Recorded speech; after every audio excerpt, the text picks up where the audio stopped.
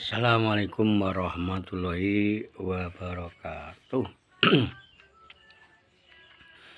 Mulane wong omong kuwi sing paling penak banget. Ning angel dilakoni. Wong ngomong paling penak, ning abot dilakoni. Contone apa? Contone wong nang donya kuwi to ngadio.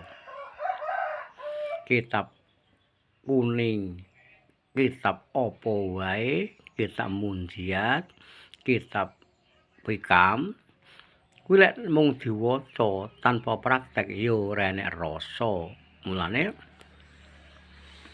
kitab munjiat lan kitab kuning kuwi manggone ana ati, nggih bersih ati, tinggi ngumbah rasa, nyedhake marang Kang Kuwasa. Lamun gelem sabar, rezekine jembar. Ning sabar kuwi ya ora enek watese. Ana wong sing ngomong sabar kuwi enek watese. Lek kuwi urung sabar. Lah niku mah. Wong sabar kuwi ndek enek watese. Ya sabar kuwi lakone mung urip wae. Lek diuji penak ya kudu disyukuri. Lek ora penak ya kudu sabar. Lah, kuwi jenenge wong bersyukur kawareng Gusti Allah. Mulane ngaji ati aja ngantek iri.